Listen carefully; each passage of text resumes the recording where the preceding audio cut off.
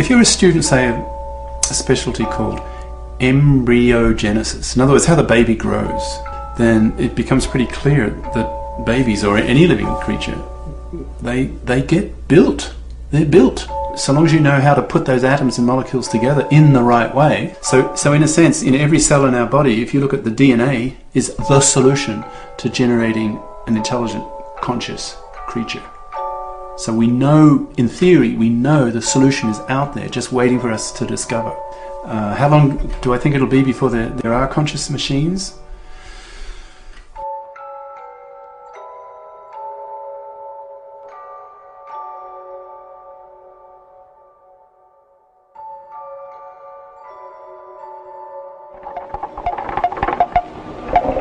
Man has described himself in many ways. But if we concentrate on man in relation to his control over his environment, no description is more apt than the description of man as a tool-making animal. And in the short history of mankind, the majority of the tools which man has made can be thought of as an extension of his muscle power. That is, the ability to perform work faster and in greater quantity.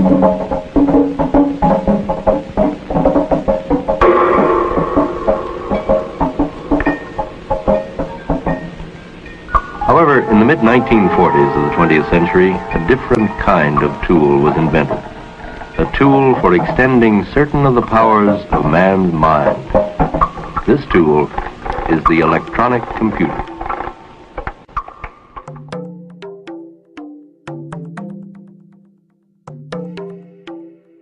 Well, the word revolution is used very freely these days, and yet I think there's some meaning to the words the computer revolution. We have got an increase in computers of 1,000,000-fold, decrease in costs by 1,000, as we said before. This is a very real change. But the question still arises, will this revolution continue? It seems to me, in view of the political situation in the whole world, that no responsible group can oppose the coming computer revolution. Therefore, it seems to me we have a real one which will continue. Yeah, robotic machines haven't really taken off in the way that people in the 50s and 60s thought they would. By now, we were supposed already to have human-level intelligence, not to mention intelligent house cleaning devices and so forth. And it's really taken much longer than people thought. We didn't have even the hardware capacity back then to create that level of intelligence. And of course not the software capability either. Now, those of you who have PCs and have had PCs for, say, the last 5 or 10 years, pretty well all of you will be very conscious of the fact that each model that you get, the capacity is increased, like it's faster, there's more memory, and it's more or less the same price. This phenomenon is called Moore's Law. Moore is a person, Gordon Moore. He was one of the founders of the microchip company, Intel. He noticed a trend that the number of transistors that were being put on these integrated circuits, these ICs, was roughly doubling every year or so. And so he wrote about this trend. And this trend has been going on for 40 odd years. And it's thought it will continue for about another 20 odd years or more. And so, I mean, just common sense says if you take any number and you multiply it by 2 times 2 times 2 times 2 times, eventually you'll get a huge number. Well, Moore's law is just saying that every 18 months so the technological power doubles, and that's been followed for many, many years now, and despite people saying no, it's not going to be followed next year or the year after, it always happens. I think it's looking in terms of brains. Moore's law is providing us with super intelligent brains. It's saying that in 10 to 15 years time we are going to have machine brains with processing capabilities much more powerful than the human brain. If in the 30s you met somebody, say you get some boffin, some dickhead if you like, speaking on the radio in the 30s, saying pretty soon, 5-10 years into the future, it will be possible to build one bomb so powerful that it could wipe out a whole city. Well, most people would just laugh at it, think the guy's a nutcase. But the nuclear physicists of that time were starting to speculate about the possibility of a chain reaction.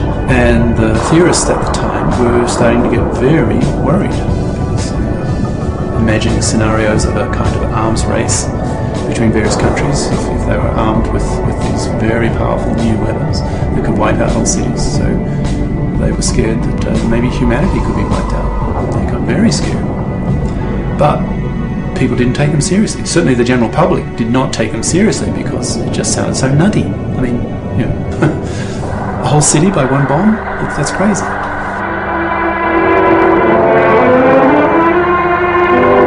The combined forces let loose, swamped the nearby ships, and crushed their thickly armored hulls like cardboard. Awe-inspiring in its significance for man, who learned how to control the atom, but must now learn to control himself. So it really makes you think hard. Do other people, you know, the brain builders of the future, the equivalent of the nuclear physicists of the 30s and 40s, it makes you think really hard. You know, do you want to be part of this? Like, shouldn't my conscience be saying, now wait a minute, I'm a stepping stone towards all this mass horror. Shouldn't I be stopping now? Man had released energy from within the atom in the first atomic blast.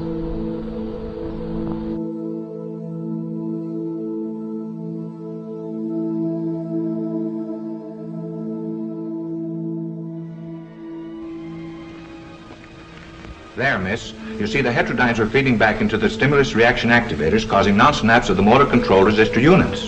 Oh, that's good. No, lady, that's bad. But your regenerative circuits are tuned asynchronously, and that causes concatenation in the intermediate amplifiers. Well, that's bad, isn't it? No, that's good. People in the 50s, some of them, predicted we would have human-level artificial intelligence by today, and we haven't. What conclusion can we draw from that mistaken prediction?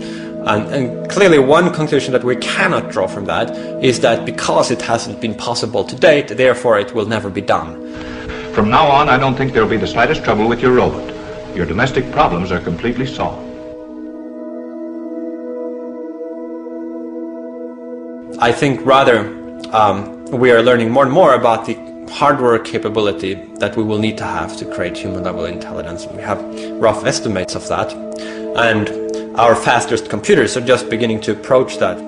Being able to process a large number of bits a second, that doesn't automatically mean that computer is going to be highly intelligent. Agree with that. But it's a necessary condition, right? You have to have that very high bit processing rate to allow an artificial brain to become artificially intelligent. What else do you need to make a machine that can process zillions of bits a second? What else do you have to give it to make that machine intelligent? Well, you've got to have the right circuitry, right? You've got to have the same sort of brain circuits that exist in our brain, but we don't know how to do that yet. So IBM has just recently launched this Blue Brain project, which is an effort to create a detailed computational model of cortical column. Our neural cortex is divided into cortical columns, and in the first stage, with this new supercomputer, IBM wants to create a realistic, detailed neural simulation of an entire cortical column. In the longer run, of course, to add more columns, and that way gradually to build up to a simulation of larger parts of the human cortex. If you looked at the best, the most intelligent, the most powerful robot with a computer for a brain, I'd have to say at the moment they're still probably around the bee and the wasp category, so we're talking tens of thousands of brain cells. Perhaps the best, something that Hugo de Garis has been working on, the intelligence of a cat with a complexity and a high connectivity in silicon brains rather than biological brains. There's no reason why a machine cannot have its own form of consciousness, its own form of perception, its own form of actions, as we know machines do. Probably it will be different to me. Hey, Asimo, what's up? I'm Michael. Hello. Please stand still for a moment and look at me. For Osimo to recognize someone, that person must first stand in front of the robot's camera, while Osimo takes digital photos capturing a series of facial images. I've now memorized your face. These images are then programmed into Osimo's database and digitally linked to the person's name.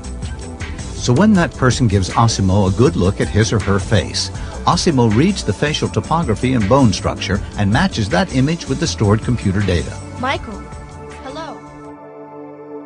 Couldn't we just avoid this whole horrible scenario by ensuring in the way we build our robots that they remain nice to us? Now, in the short term, maybe. Well, let's say the middle term, when the robots are reaching more or less human intelligence levels. Maybe we can control them to some extent by doing that kind of thing. But think about it, I just use a little common sense. Imagine a machine that's hugely smarter than us.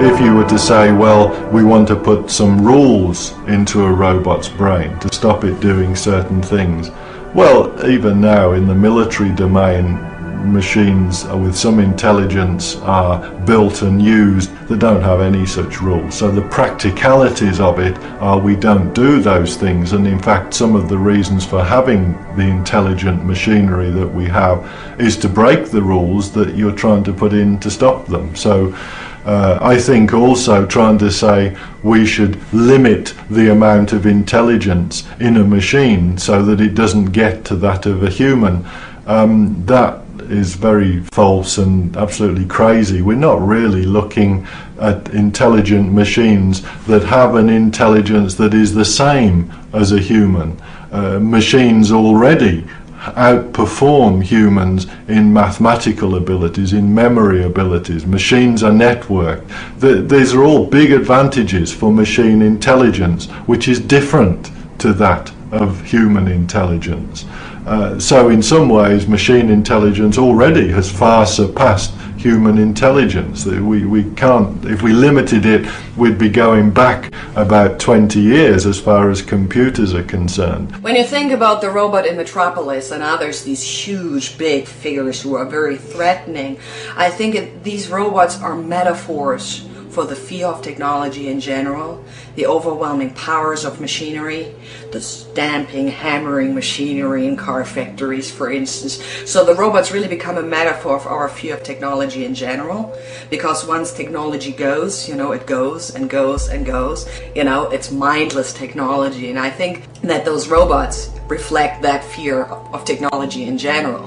On the other hand, there is something incredibly intriguing about them, because other than different technologies, they share our space, they interact with us. That's a big attraction that especially attracts children, but again appalls a lot of grown-ups, because they feel that their own sense of specialness is rejected. So the whole idea is, well, if this robot is as good as I am, how am I any better than the robot? And I think that has again something to do with our inbuilt sense we want to be special and we want to be superior. Again, the Bible does talk about that humans have been created in the image of God. That actually, interestingly enough, does not, even though you might have heard so, it does not, biblically spoken, give us any sense of superiority. I think giving machines rights in the human world is dependent on them sort of living partly in the human world. I suppose some machines do that now. They make decisions, but it's still the case that there's a human calling the shots, or we don't at the moment legally bring the machine to blame when it does get something wrong. We're getting a few sticky situations even now in the military domain, particularly when a missile maybe ends up exploding in the wrong place, and it's interesting to hear that it's still put down to human error, even though that may not be the case, but we sort of seem to want to hear that there's still a human somewhere in there. But some of the financial machines are now affecting people directly, immediately, and I guess it won't be too long before we have to face up to the legal situation of it was the machine that did it. The problem for me is that whatever argument you make to define an AI's worth will automatically exclude human beings. So when you say, okay, AI is not yet self-aware, therefore it doesn't have a right, we can switch it off. That would exclude all babies under 3 years old. That would exclude Alzheimer patients. That would exclude patients in a coma, etc., etc., etc., etc. Do we want that criterion? Absolutely not. Right? So if you say, you know, oh, it can't smell, therefore, you know, it doesn't have a sense of smell, therefore we exclude it from the community. Well, there are humans who don't have a sense of smell, right? So it cannot speak. Well, there are humans who can't speak. You know, I mean, whatever criteria you choose, you will always exclude human beings. So I absolutely reject the notion that we can use any empirical criteria to define when an AI is equal to us. I think we have to let society decide. I think machines, intelligent machines, will have feelings, they will have a consciousness, maybe they already do now, but it's so different from our human consciousness and human feelings that it becomes difficult to understand. It's only when we sort of give machines some sort of emotive sense, we put ourselves or put creatures, other animals, into what the machines are doing and try and say, look, the machine is scared or the machine is friendly, that we try and put some understanding, but then almost surely that's not perhaps what the machine is like. So AI, on the one hand, wants to figure out the mechanisms of humanity, you know, in order to rebuild a creature that is human-like intelligent.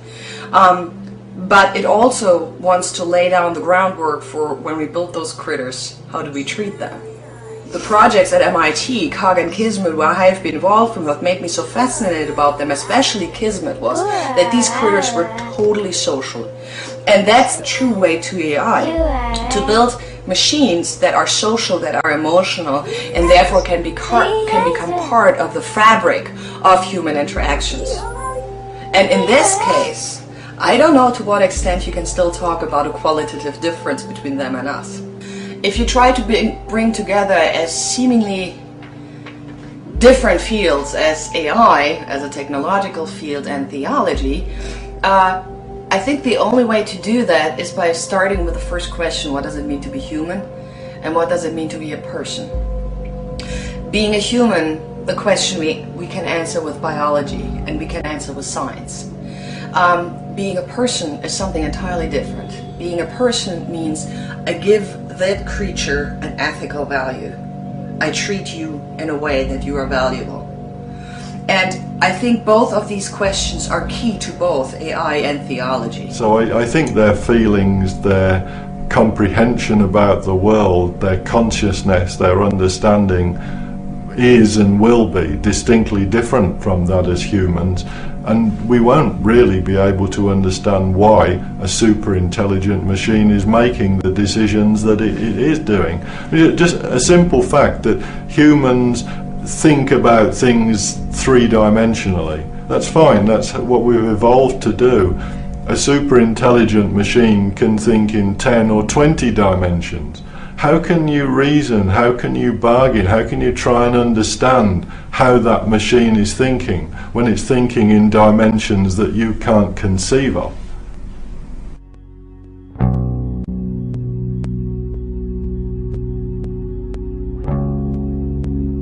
It seems to me, in view of the political situation in the whole world, that no responsible group can oppose the coming computer revolution. Therefore, it seems to me we have a real one which will continue. Now, I believe that the reports we hear of this revolution are very misleading. They often underestimate the speed which is going on and the importance. But worst of all, they tend to emphasize the material aspects, how much we will have of this and that, how much leisure, what wonderful new things we will have, and they fail to discuss the impact it will have on our view of ourselves and our world outlook. If you ask yourself, what question or what issue dominated 19th and 20th century global politics? Now, you could come up with all kinds of answers, but personally, I think the major question was, who should own capital? Who should own the factories? Because from that you got the classical dichotomy, polarization between capitalists and the communists. It should be privately owned, it should be communally owned, right? And for the older viewers, in 1962, the year of the Cuban Missile Crisis, you saw the movie 13 Days, for example. Humanity, we almost destroyed ourselves. We almost had a Third World War, a nuclear holocaust, over the issue of who should own capital. Now, that issue to me is relatively trivial in comparison to this question of who or what should be dominant species, because this time, in this 21st century, with this major question of the 21st century, there's so much more at stake. Superintelligence can be defined as any kind of intellect that radically outperforms the best human brains in all fields, or practically all fields. So the way to think of a superintelligence is not to think of a computer as it is today, that's just a little bit better, sort of a really skilled chess computer that can do a few other things, but still has this narrow robotic mindset, what we think of as computer mind, which is very good at calculating, but has poor intuition. Instead, a superintelligence we should think of as a kind of all-around human genius, but even more so. A superintelligence would be a very radical thing to create. In a sense, it would be the last invention that humanity will ever need to make, because once you have superintelligence, that will then be better at pursuing scientific and technological research than we humans are. It would be smarter than us, so it would be better at carrying the scientific and technological torch forward. As I see things developing in the future, there will be at least two major, deeply opposed philosophical groups. One group will say humanity should never build these things. There's too much risk. We would not be able to control them. They would be so superior to us that they may just treat us as pests, wipe us out. So that first group, I give them a label. I call them Terrans, based on the word terra, not as in terrorist, but terra, the earth, right? Terra firma, the earth.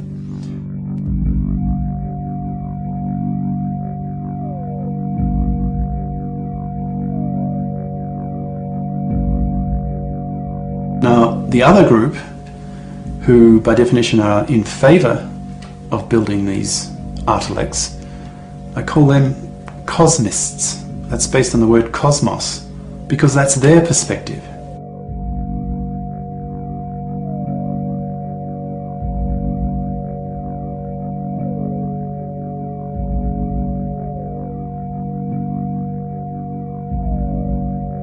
These godlike, massively intelligent machines, I call them artilect, A-R-T-I-L-E-C-T,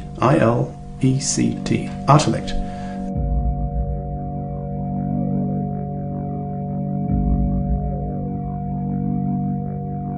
Basically, we should assume that the superintelligence will be able to achieve whatever goals it has. And so therefore it's extremely important that the goals we endow it with and its entire motivation system is human-friendly. And the big risk is that either a superintelligence will be deliberately programmed to not serve the good of humanity, but perhaps just the corporation that builds it or the specific programmer that implements it. Or else that although the intention is to create a benevolent superintelligence, yet it turns out that the goals we give it have implications that we didn't really foresee. And I think both of these risks of the goal system of the superintelligence turning out to be unfriendly to humans is a really severe risk that we will confront whenever it is that we create superintelligence, whether it's in 20 years or 100 years. So the Terrans will draw a line in the sand at some stage, saying, look, up to this level, okay, and beyond, no. Beyond, it's illegal. You become a criminal if you create these machines smarter than that. But they that philosophy will be opposed by the other group, the so-called cosmists, with their ideology of cosmism. And what that means is basically just in favor of building these artilects. Because to the cosmists, building these things is a kind of religion, if you think about it. I suppose most people have had the experience, you go out on some moonless night, out in the country somewhere where there are no city lights, and just look up and you see the big picture. If there are a trillion stars and say your life's not going too well, in a sense, who cares, right? There are trillion stars. So for the cosmists, the puny little human life that's snuffed out in a mere 80 years, in a universe that's billions of years old, is just nothing. Among the dystopian future scenarios, there are different kinds. So on the one hand we have cataclysmic scenarios where humankind goes extinct, or there's a big war causing huge destruction, or some other sudden major destructive event. Another type of dystopian scenario would be more subtle, where we might continue to be intelligent and to develop, and at no point is there a really abrupt disaster, but gradually the whole evolutionary process takes our species or our intelligent descendants in the direction where we don't really want to go, and we kind of evolve down or evolve into something that we don't place value on. A third kind of dystopian scenario is that the future is great, but only for a very small fraction of all people. So you might imagine that a tiny elite, or just a single nation, or some subset of humanity get to reap the benefits of transhuman technologies, and that the rest are left out. And this is one of the reasons why transhumanist movement is active today, which is to try to work to improve access to these benefits to all people and across the globe. It's something that we might very well be able to influence depending on what kind of decisions we make today, and it's a political struggle as well as a technological matter, whether the benefits will be equitably distributed. They're not just prepared to see like millions of people die, like in a conventional type war. They're prepared to risk the whole species dies out, billions of people. So that the Terrans can easily justify their actions, when push really comes to shove, as I see it, to just wipe them out. These arch monsters. It doesn't take much to start a war. I mean, there's been zillions of wars. I mean, there's a war going on all the time somewhere around the Earth. That's the norm almost. So you put all those ingredients together, and you have a very frightening scenario. In effect, there's a kind of third group, and they argue, now wait a minute, you don't have to think in terms of this polarization between machines versus humanity, the Terminator type scenario, because there's a third option, and this third group, call them the, let's see, what's the word, cyborg for cybernetic organism. And the argument is, by the cyborgians, if you like, a third human group, they say, well, perhaps we could avoid this issue by having human beings themselves become artilects. And in practice, that would mean like adding components to your head, more chips on top of chips, sort of thing.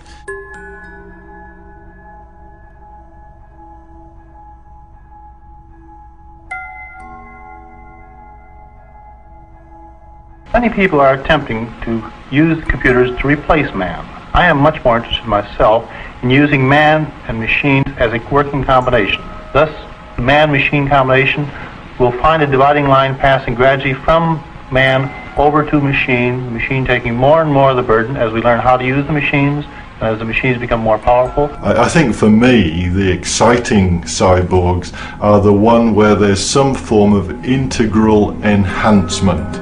So there's technology that's integral with the body, but it actually gives you abilities that you wouldn't have as a human. In 2002, the implant that I had then was positioned in my nervous system here. It was a 2-hour operation, and the surgeons fired 100 electrodes into my nervous system to link my nervous system directly with a computer. I mean, partly we had fun with the experimentation, and partly from a scientific point of view, actually doing something that nobody has done before is so tremendous. It's the pioneer spirit. You know, nobody's been here before. Nobody knows what this feels like till now. That is so exciting. Take one of our brain cells, a neuron, as they're called. That neuron is made from, I don't know, trillions of atoms, a huge number of atoms. But what's that neuron doing? It's just processing a few bits per second, effectively. That's its job, that's its function. But with future technologies, you could do much the same thing using quantum computing with just a couple of atoms. So the future potential of Moore's law and the future physics of computation is so great, so enormous, that the progress along in those fields will force the issue. So with advanced nanotech computing capacities, you can show there's more computing capacity in a grain of sand that's been nanoteched, right? There's more computing capacity in that grain of sand than our human being brain's capacity by a factor of, I don't know, billions, right? So imagine a young woman, she's just given birth, and then she needs to make the decision, is she going to have her baby modified? Is she going to turn that baby into a cyborg, or effectively an artellect? So say she decides to do that. So this, hypothetically, this grain of sand, in a sense, that's been nanoteched, is inserted into the human brain, that baby's brain, and it integrates itself into the brain. So that baby, in effect, is no longer human. Because, I mean, think about it. The capacity of that grain of sand is billions of times what the human brain can do. Right? So for, I don't know, 1/1000th of its capacity, of its time, is it doing human things. And the other 99.9999999% of the time, it's doing artellect-y type things. So that woman, in a sense, has killed her baby. Killed in the sense the baby is no longer human. It's effectively an artellect. It's an artellect in human disguise.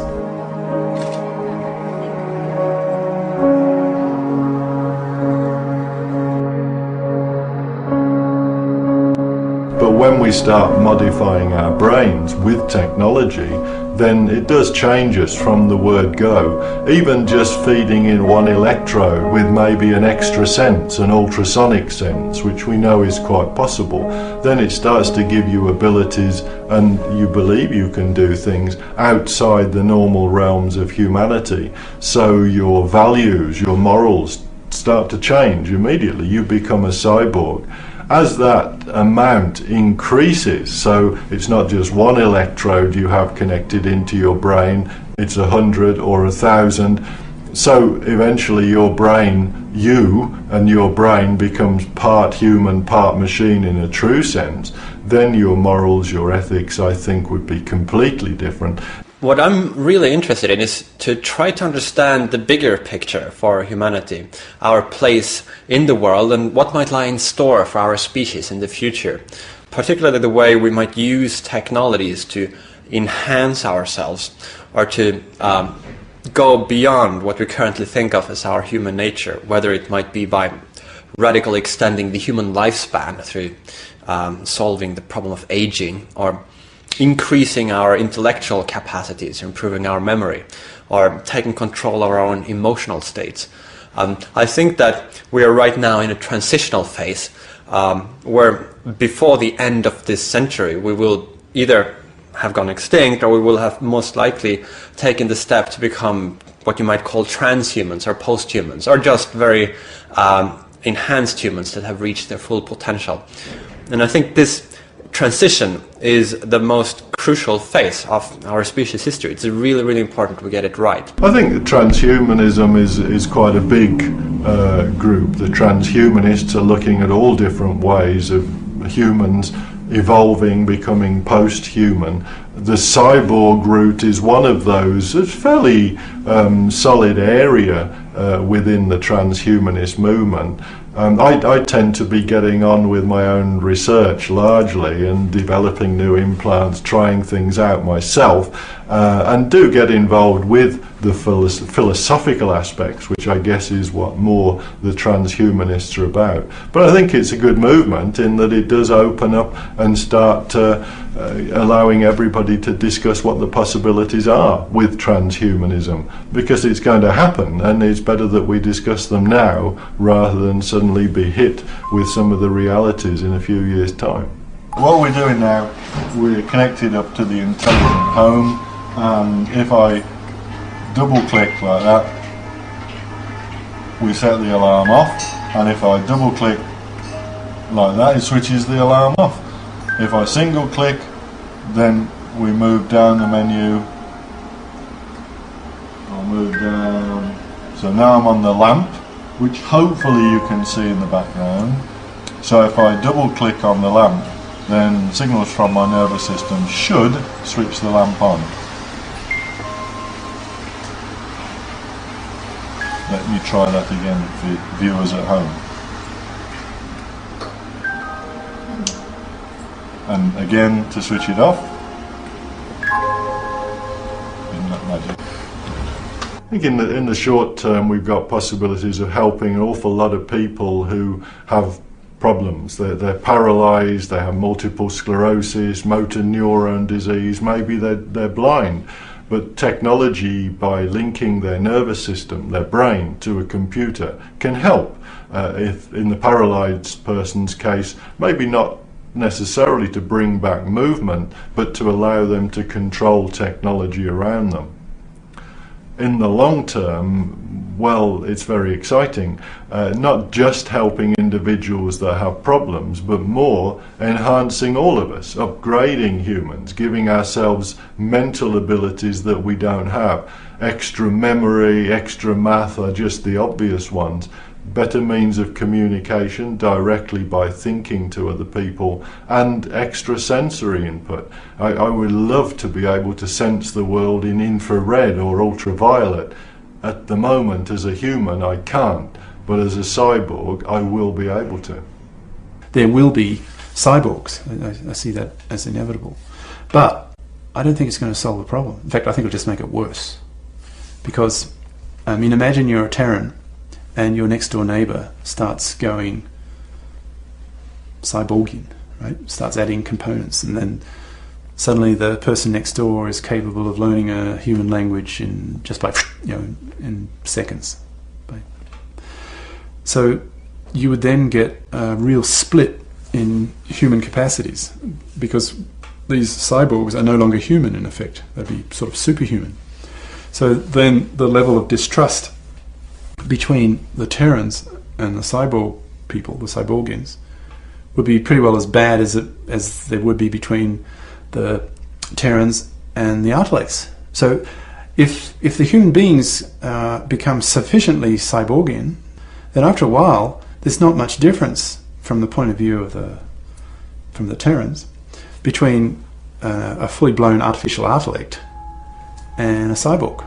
I do not have any trouble with putting stuff in the body.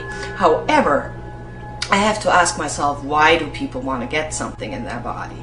So when you, for instance, get a chip in your brain to think faster than your neighbor and therefore be better than your neighbor, then it's something bad. But again, you cannot blame the technology for it. It's your attitude, because you want to, again, be better than someone else. You want to be superior, and you use technology and money to get what you want. And, I don't mind at all to enhance the human body if it really does good. Again, humans too often abuse things they have available to make themselves better than others, and that's the danger. But I don't blame the technology available for it, but the human psyche. I think we're certainly going to get a lot of people who do want to upgrade themselves, no question about that. And there'll be commercial interests and political interests supporting those groups. There's a lot of money to be made here, a lot of power, not just in a military sense, but in an everyday sense, in terms of who gets jobs and who doesn't. I think there's naturally going to be something of a backlash, a Luddite type of movement that says, well, why should you have those things when I haven't got those things? Just depends on how much power such people can have and how many people there are with that. But I think when implants become more acceptable, as they are becoming bit by bit, so such people, the humanists that want to stay human, the Terrans maybe, as Hugo would call them, I can't see them ultimately having much power, because at the end of the day their intellectual capabilities will be so inferior to cyborgs, those that have implants and upgrades, that the cyborgs will be able to outthink the subspecies that still are human. I think now we look at the body in a human sense and a machine sense being integrated, becoming one, so technology does become a necessary part of evolution. In some ways, perhaps it has affected how we've evolved anyway, in a small way over the last 200 or 300 years. Now it will really move things on. So as a technologically oriented person, somebody involved with technology, it does start to make you quite powerful when it comes to the type of circuitry that you can design, the way that you can drive the technology forward, because effectively it's evolving humanity into cyborgs. You are directly affecting evolution. Well, I think that the important thing is not to ensure that the human species remain homogeneous forever. It could be a utopian future where the human species spreads out, and there are more different types of humans than there are now, ranging from uploaded humans to technologically enhanced humans to humans who just use a few simple technologies like vaccines and maybe memory enhancing drugs, to ones that reject all of this altogether. The important thing is not that we're all the same, but that a future society is such that it embraces all these different kinds of humans. We shouldn't aim for homogeneity, but rather for a society which tolerates, celebrates, and makes possible people to choose what kind of person they want to be. Whether that is an biologically natural person or somebody who uses technologies in different ways to transform themselves. So here we are, signals. We've chosen pin number 47, lucky pin number 47, and is actually picking up signals with my hand clenched.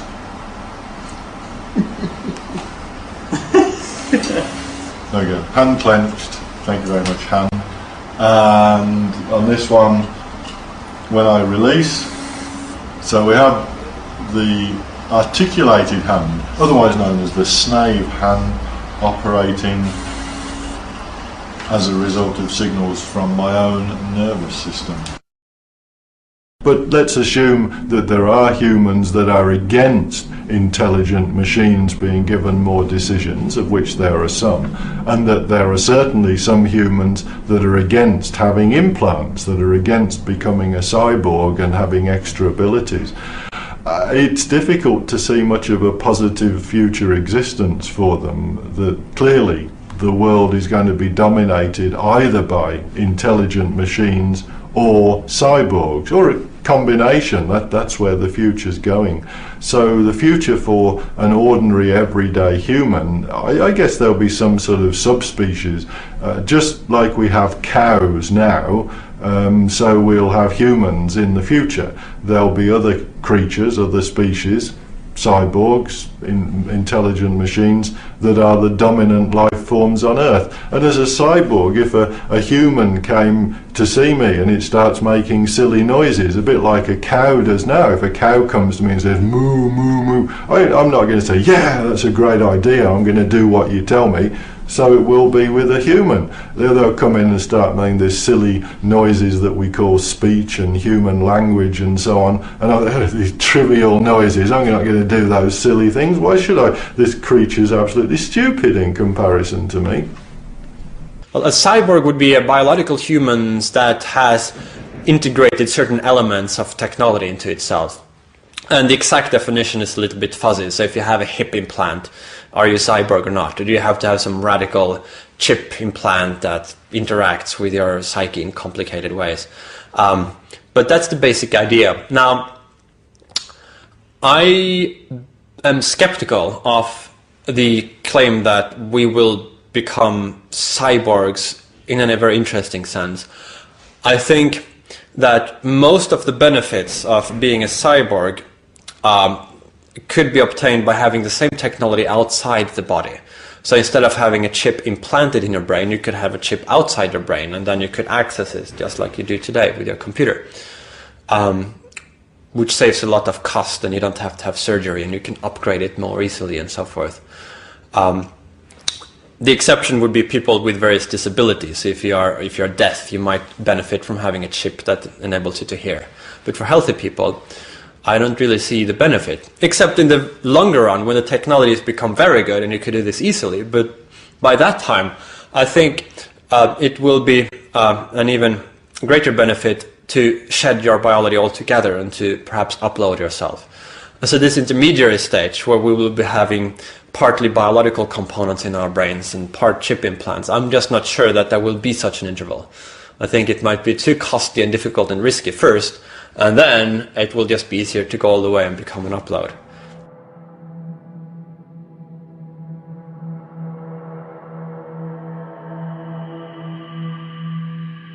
It is perhaps fortunate we have found, particularly in the field of physical sciences, that our predictions based upon the mathematical models agree very well with what we observe in the physical world. The 19th century physicist Heinrich Hertz described the concept of a model in these words: we make for ourselves internal pictures or symbols of external objects. This advantage is possible because we construct a mathematical model rather than a material model. I use the word construct because the mathematical equations are the construction rather than a materialistic physical model. There are different possible routes that could take us from where we are now to a human level or greater than human level artificial intelligence. They range from, on the one hand, the classical AI approach, which is a top-down approach where you develop a program with a logical structure and you just feed it a lot of data.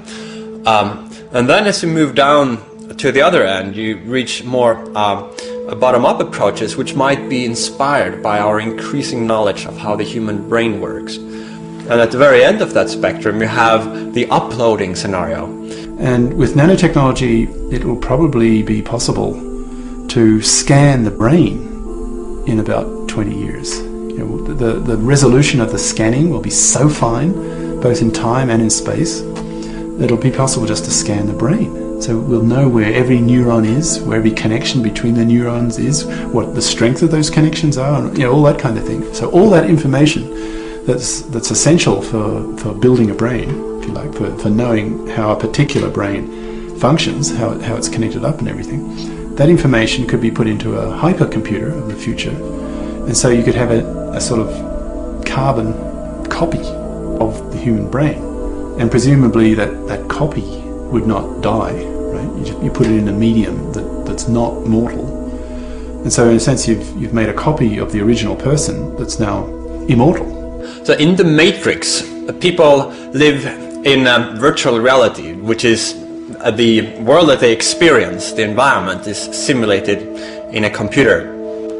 But they're not really what we call uploads in the Matrix, because you still have the organic physical brain lying in vats and then being fed the input from the virtual reality simulation into the brains. An uploading scenario is we would still have the virtual reality, but the brain itself would also just exist in a computer simulation. So in an upload scenario, you would have a computer which will simulate a brain, a particular person's brain. And then that upload can either interact with a virtual reality simulation, or it can even take control over a robotic body and then interact in the external world just as we do.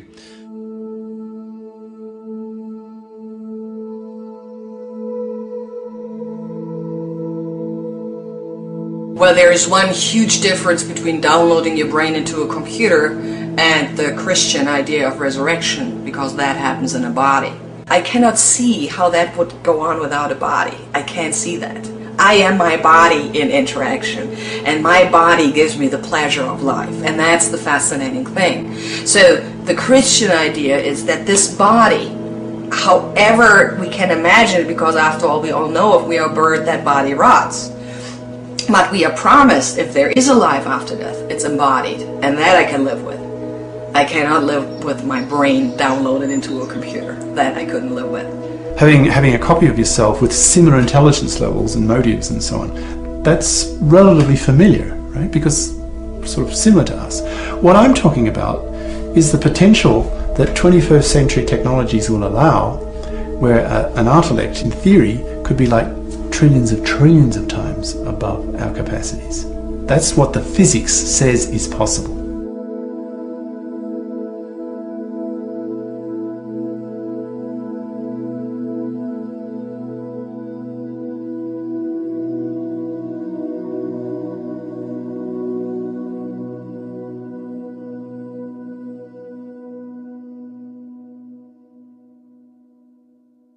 So now imagine that you have created an upload of a human brain. You have transferred the computational architecture into silicon.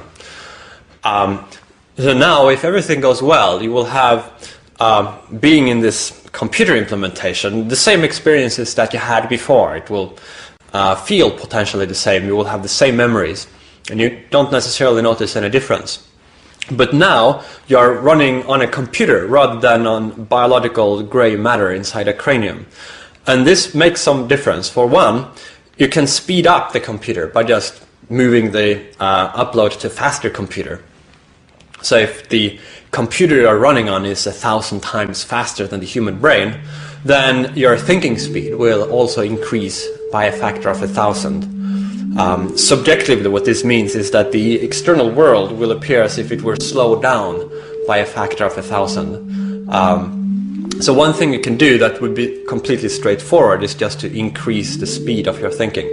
But then now when you're a software and you have complete control over the program that is your own mind, you can also begin to tweak it and add computational resources. What happens if you increase the number of neurons in a particular area of your cortex, or if you increase the connectivity.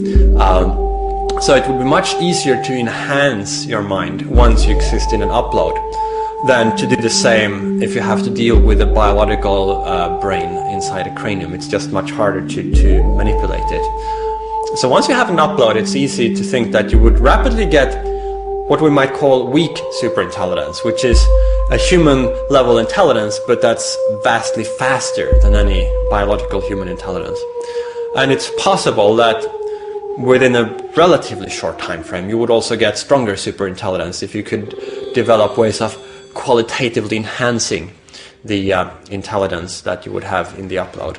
The term consciousness and the term soul are very, very hard concepts. In my opinion, people use self-consciousness to create this mythical entity that they then in turn use to deny robots the possibility of ever becoming like us. So they use consciousness as an ideology, you know, to say that AI can never become like us, and this is why I reject the whole concept. As for soul, now that's a whole different ballgame. Unfortunately, the concept of soul we have today in our society has nothing to do with the original Jewish concept of soul that also Jesus and Paul believed in. Our concept of soul is something outside of the body, something different from the body that makes us special. and this concept of soul comes from the Greek philosophy.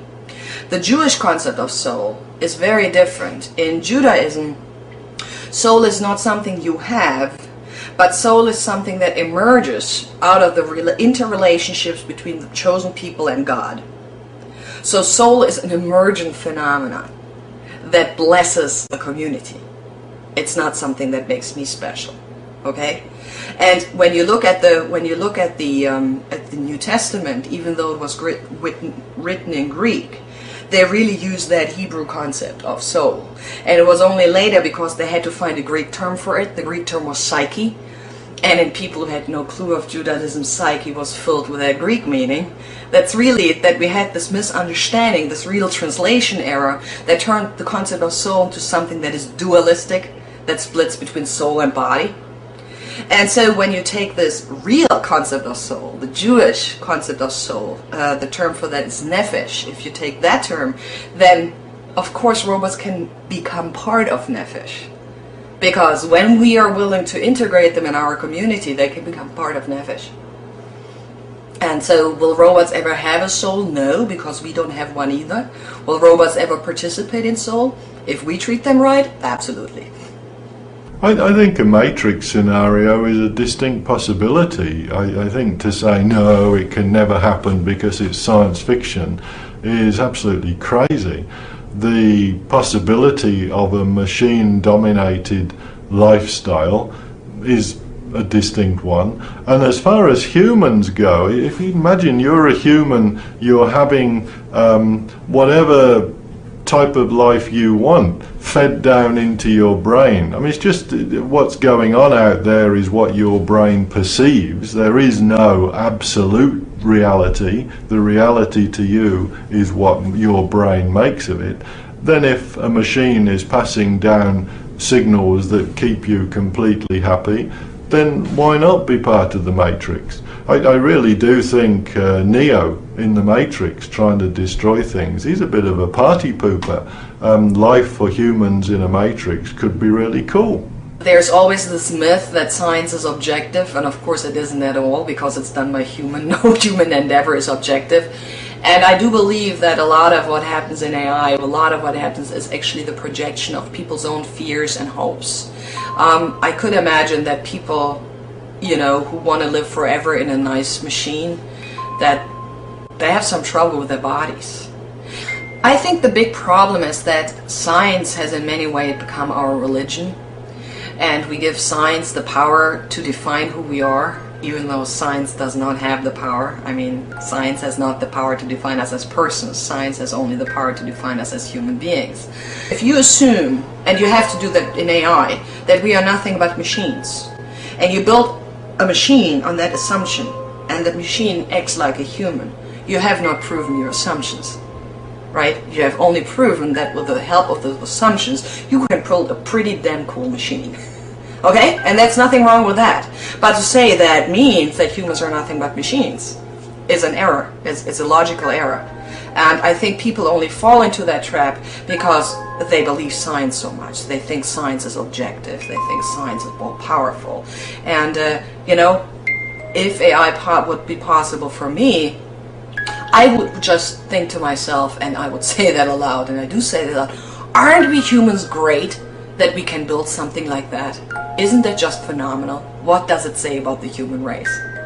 You know? And then I would ask, so how are we going to treat those creatures we just have built? Are we going to treat them as slaves? Oh, we humans are so idiots. You know? Are we going to treat them well? Hey, perhaps we have learned something after all. You know, those would be the questions I would raise. But I would not talk about my machine status. Why? It doesn't make any sense.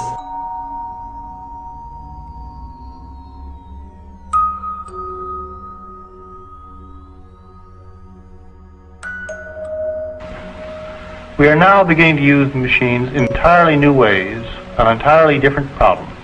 And this is the exciting part. This is the intellectual aspect of applying the machines to completely new ideas that has so excited many people in the field. The word nanotechnology is used to denote two quite different things. It's used to describe a range of technologies we already have today, basically just small-scale technology. And it's also used in a more specific sense to denote the ability to control the structure of matter at the atomic level. So you could build, with nanotechnology in this more advanced sense, you could build machinery, factories all down at the molecular level and with atomic precision. Because here, in fact, is the answer to a dream as old as man himself. A giant of limitless power at man's command. And where was it science found that giant? In the atom, a particle so infinitely small that it takes over 100 billion atoms to make up the head of a pin. Just as other millions and quadrillions of atoms are the tiny building blocks, which make up everything in the world.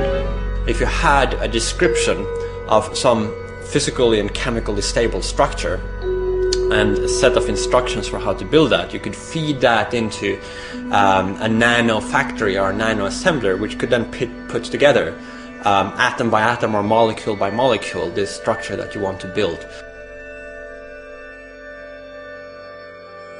Because progress is so rapid, I mean, there's going to be more progress in the next 10 years than there were in the previous, I don't know, 20 or 30. Right? So the rate of progress is speeding up. It itself is accelerating. So there's going to be hugely more change, technological change in the 21st century than in the 20th. Far more. So all these weird things that sound like science fiction to most people today will probably be realities in a time, in a fewer number of decades than we had imagined. There are very few people who are directly trying to create super intelligent machines. And there are lots of people who are working on creating precursors that will eventually assist in the creation of super intelligent machines. So we have the whole computing industry that is producing faster computers each year. The economic momentum. I mean, today we spend a lot of money, for example, on our cars or our house. How much money will we spend to have a really intelligent robot? I mean, that's genuinely useful, that could take the dog for a walk, bring in the mail, or if we still have mail then, babysit the kids, read stories to you, have a conversation with. I mean, if it were truly useful, how much would people be prepared to pay for that? A lot of money. And if the robots do most of the work, there will be huge industries. And then how do you stop that? And at no point is there a natural place to stop. So it's extremely likely that this general process will just continue. Our capabilities in computing and AI and nanoscience and neuroscience will just continue to develop. And failing some breakdown of civilization or great cataclysm, then I think it's only a matter of time before we will develop super intelligent machines.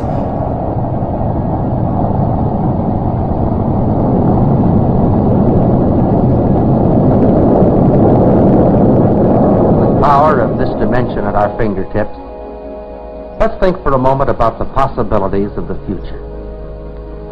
Man has within his grasp the power to wipe out civilization and practically destroy the earth in a few days' time. But again, he has the power that can carry him into outer space. For the first time in history, his foot is on the threshold of the vast, illimitable universe. And if we look back through history, then whenever humanity has progressed, has come up with new technologies, those technologies have not gone away. The people that have not wanted the technology to happen have not had their way in the end. They've disappeared. They've just had to get on with it. They've just had to accept that humanity moves forward. Progress, that's what we're about. So when it comes to AI, cyborgs, this whole genre, I can't see any way that it will not happen. This is progress.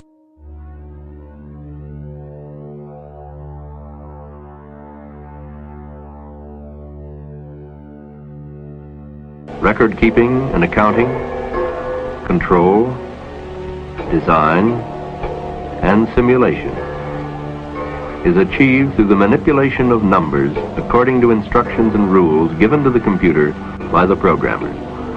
But what are these rules, and what is the relationship between numbers and the real things they are said to represent?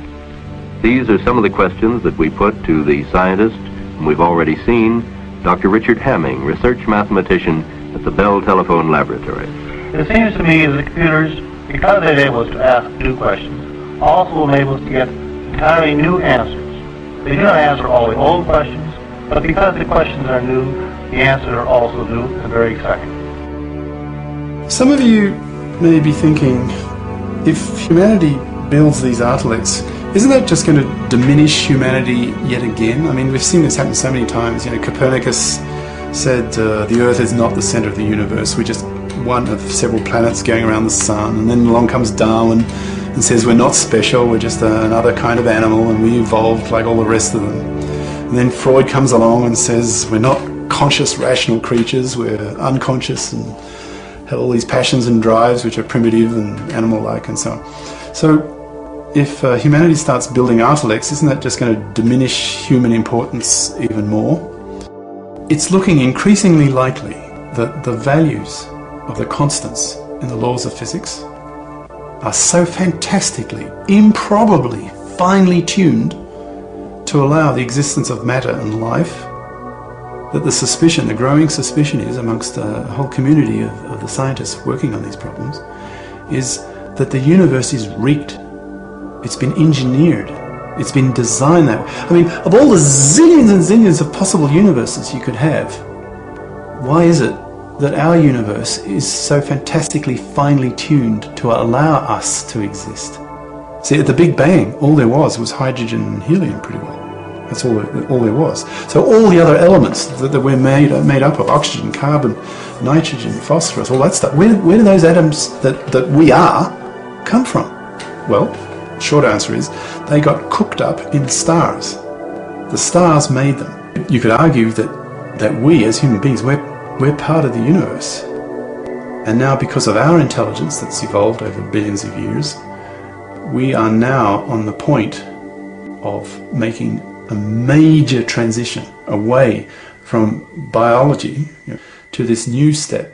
And if you are a cosmist, you could argue that the cosmic process may be part of that longer term goal. Maybe humanity is just a stepping stone.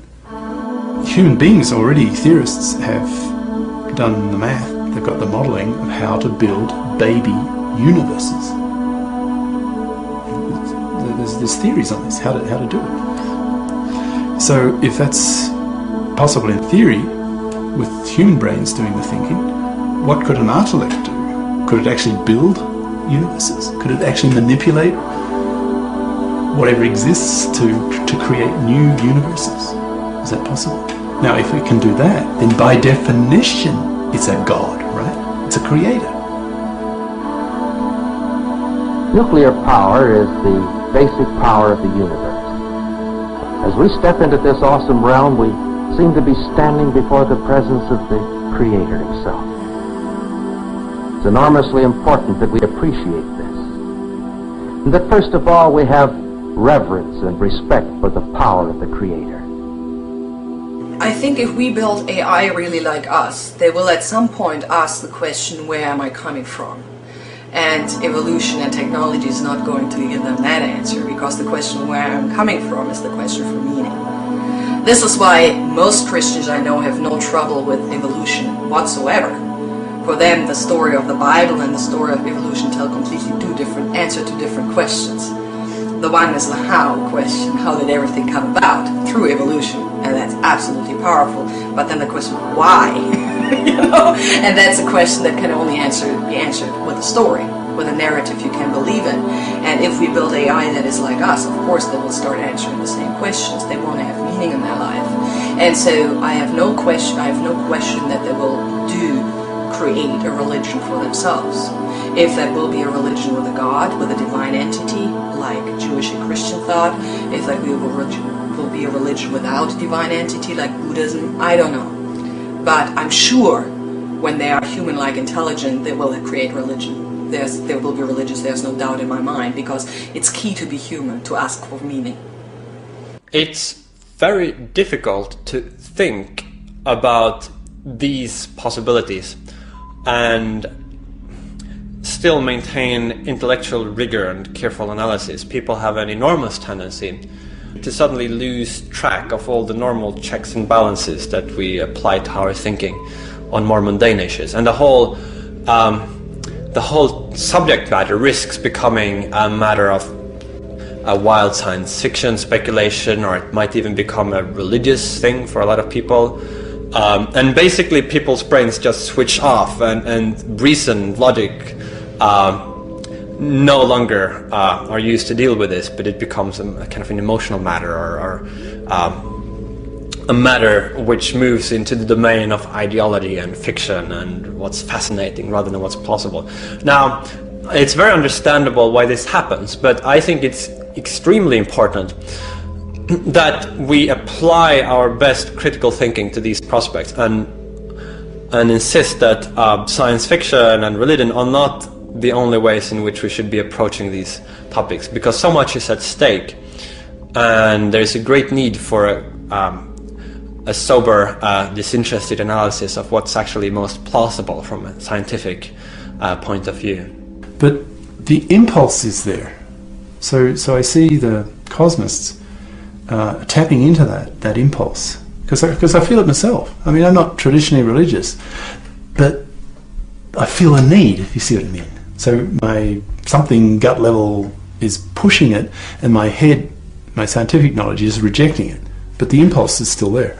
So if you could invent something that would satisfy the impulse and satisfy the criteria from your intellect, from your knowledge, from your science and all that. So if you like, a kind of scientifically based belief system that energizes, that creates a vision, that excites, the idea of God building that the cosmos want to do.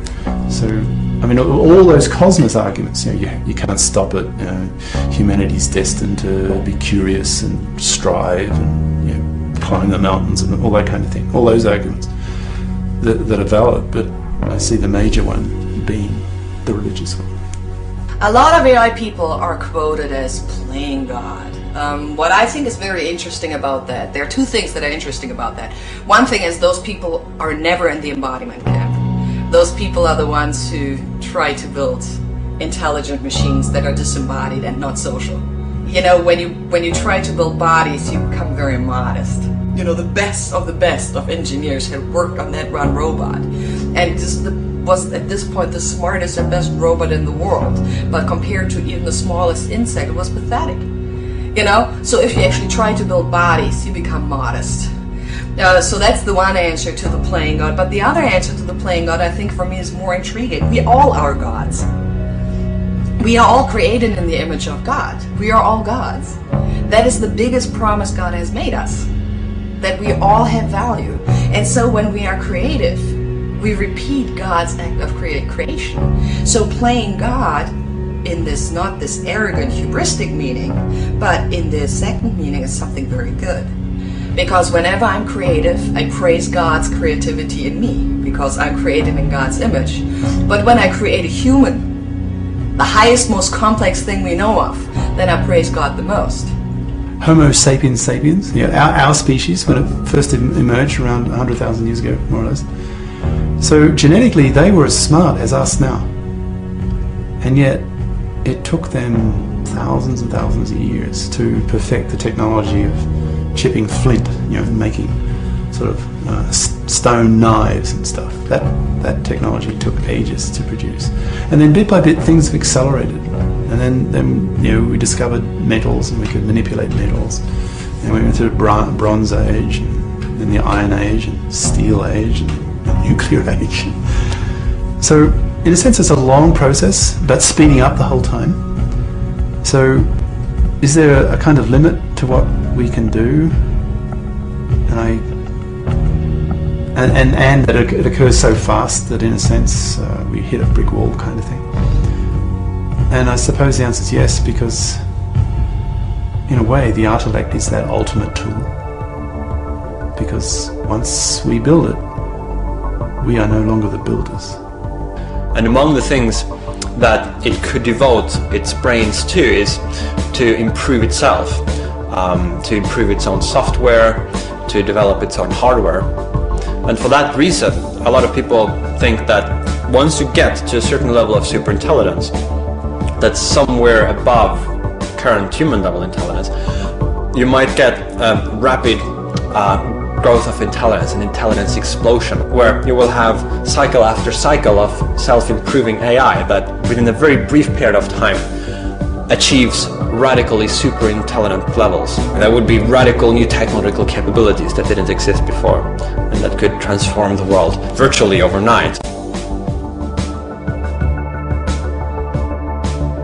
Always in the past, we were the builders, we were the architects, we were the creators of it, and we were always above it in the dominance sense. But when we get to the point of creating intelligence, artificial intelligence, then that's in a sense our ultimate tool. So it's not that the singularity is happening remotely from us and is almost out of our control, but rather the singularity is happening in amongst us. We are bringing it about. Can you sort of sense a kind of almost like a religious awe almost? We could build gods if we wanted to. Here before us is a tremendous potential of benefit or of destruction, of good or of evil. Who will decide which it shall be? Well, one thing is certain, science alone can't decide it. The question will be decided by the people of the world, by you and by me. And the answer will depend upon what kind of people we are. Yes, science has given us a fearful and yet a very wonderful thing to use. How it is used will be determined by things hidden deep down in the hearts of men.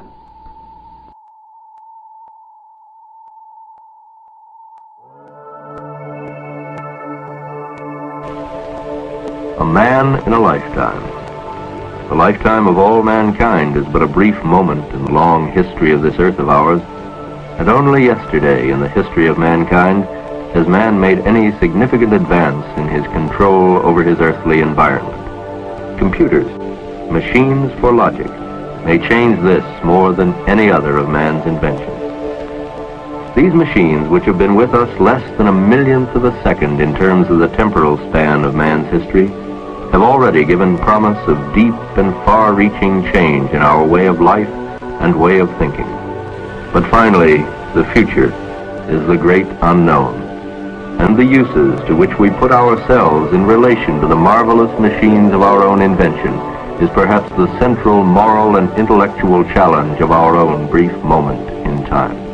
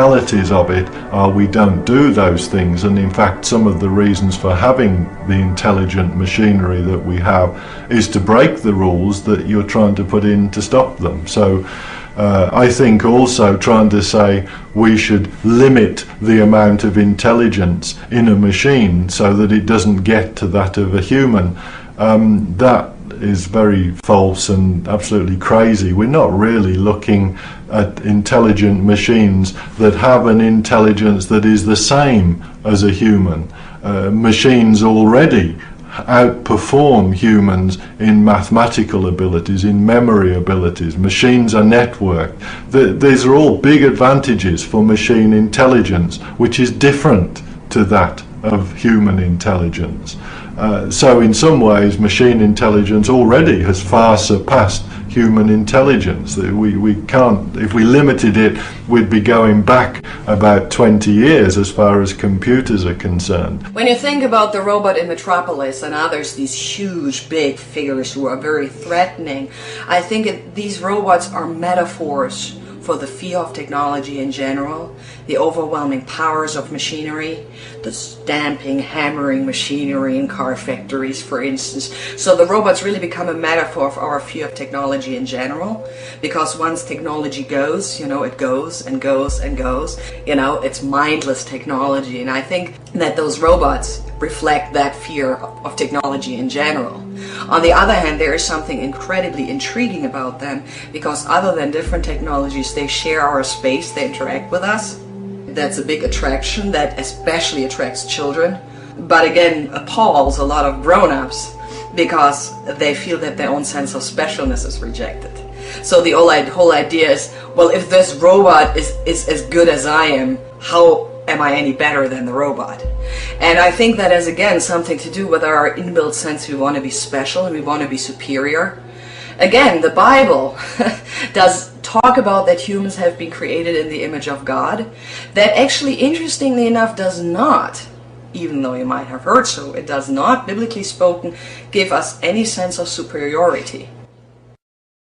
I think giving machines rights in the human world is dependent on them sort of living partly in the human world. I suppose some machines do that now. They make decisions, but it's still the case that there's a human calling the shots, or we don't, at the moment, legally bring the machine to blame when it does get something wrong. And of course not the software capability either. Now, those of you who have PCs and have had PCs for say the last 5 or 10 years, pretty well all of you will be very conscious of the fact that each model that you get, the capacity is increased, like it's faster, there's more memory, and it's more or less the same price. This phenomenon is called Moore's Law. Moore is a person, Gordon Moore. He was one of the founders of the microchip company, Intel. He noticed a trend. The number of transistors that were being put on these integrated circuits, these ICs, was roughly doubling every year or so. And so he wrote about this trend. And this trend has been going on for 40 odd years. And it's thought it will continue for about another 20 odd years or more. And so, I mean, just common sense says if you take any number and you multiply it by 2 times 2 times 2 times 2 times, eventually you'll get a huge number. Well, Moore's Law is just saying that every 18 months so the technological power doubles, and that's been followed for many, many years now, and despite people saying no, it's not going to be followed next year or the year after, it always happens. I think it's looking in terms of brains. Moore's Law is providing us with super intelligent brains. It's saying that in 10 to 15 years time we are going to have machine brains with processing capabilities much more powerful than the human brain. If in the 30s you met somebody, say you get some boffin, some dickhead if you like, speaking on the radio in the 30s, saying pretty soon, 5-10 years into the future, it will be possible to build one bomb so powerful that it could wipe out a whole city. Well, most people would just laugh at it, think the guy's a nutcase. But the nuclear physicists of that time were starting to speculate about the possibility of a chain reaction. And the theorists at the time were starting to get very worried, because imagining scenarios of a kind of arms race between various countries, if they were armed with these very powerful new weapons that could wipe out whole cities. So they were scared that maybe humanity could be wiped out. They got very scared. But people didn't take them seriously. Certainly the general public did not take them seriously because it just sounded so nutty. I mean, you know, a whole city by one bomb? That's crazy.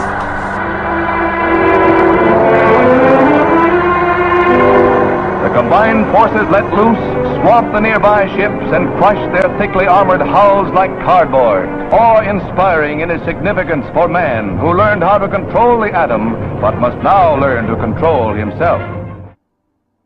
So it really makes you think hard.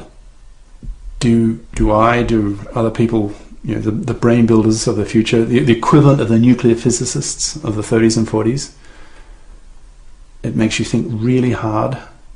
You know, do you want to be part of this? Like, shouldn't my conscience be saying, now wait a minute, I'm a stepping stone towards all this mass horror. Shouldn't I be stopping now? Man had released energy from within the atom in the first atomic blast.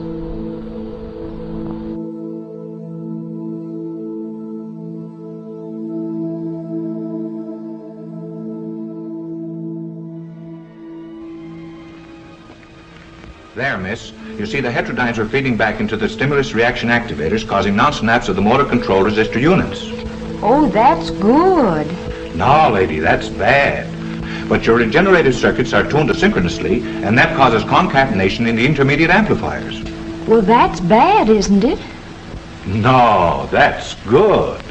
People in the 50s, some of them, predicted we would have human-level artificial intelligence by today, and we haven't. What conclusion can we draw from that mistaken prediction? And clearly one conclusion that we cannot draw from that is that because it hasn't been possible to date, therefore it will never be done. From now on, I don't think there'll be the slightest trouble with your robot. Your domestic problems are completely solved. I think rather we are learning more and more about the hardware capability that we will need to have to create human-level intelligence. We have rough estimates of that, and our fastest computers are just beginning to approach that. Being able to process a large number of bits a second, that doesn't automatically mean that computer is going to be highly intelligent. Agree with that. But it's a necessary condition, right? You have to have that very high bit processing rate to allow an artificial brain to become artificially intelligent. What else do you need to make a machine that can process zillions of bits a second? What else do you have to give it to make that machine intelligent?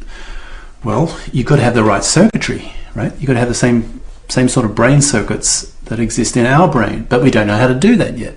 So IBM has just recently launched this Blue Brain project, which is an effort to create a detailed computational model of cortical column.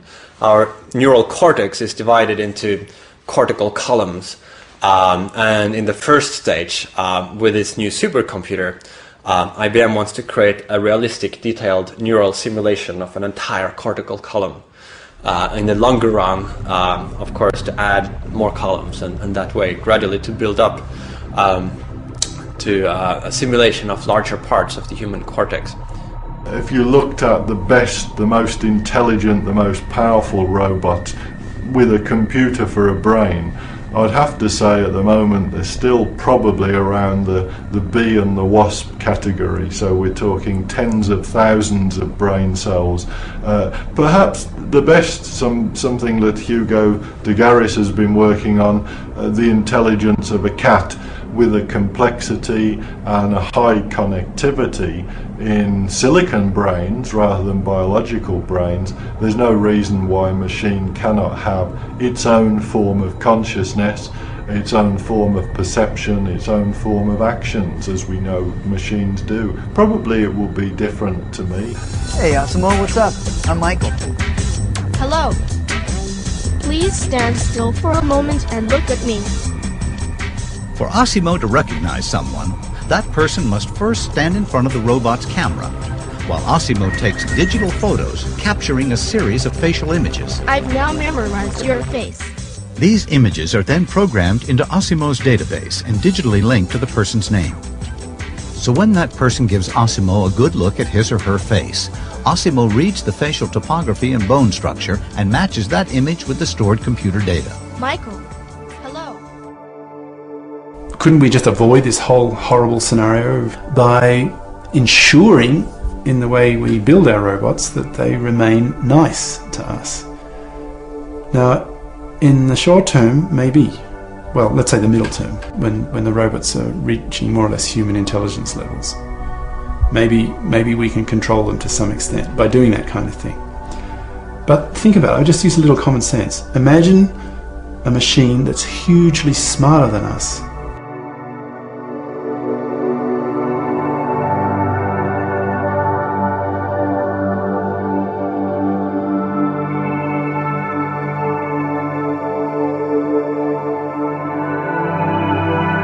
If you were to say, well, we want to put some rules into a robot's brain to stop it doing certain things, well, even now in the military domain, machines with some intelligence are built and used that don't have any such rules. So the practical...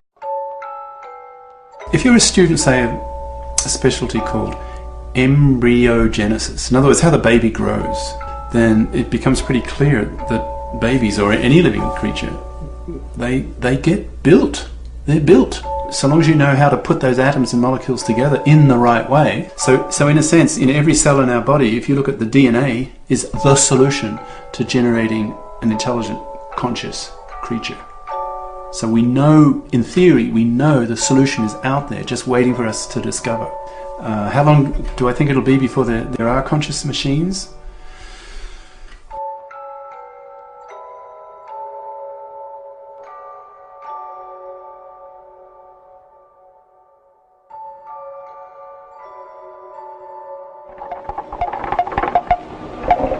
Man has described himself in many ways.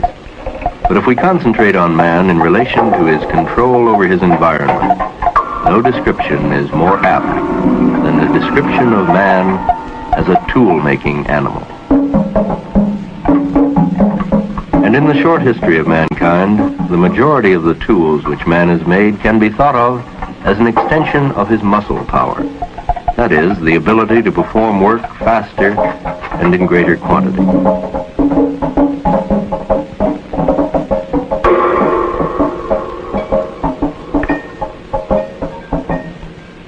However, in the mid-1940s of the 20th century, a different kind of tool was invented.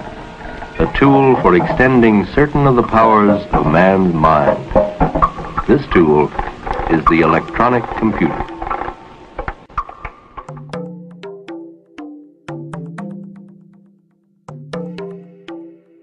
Well, the word revolution is used very freely these days, and yet I think there's some meaning to the words the computer revolution.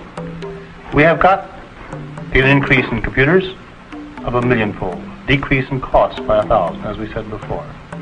This is a very real change. But the question still arises, will this revolution continue?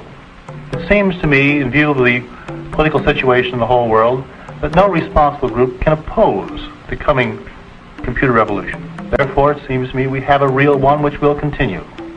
Yeah, robotic machines haven't really taken off in the way that people in the 50s and 60s thought they would.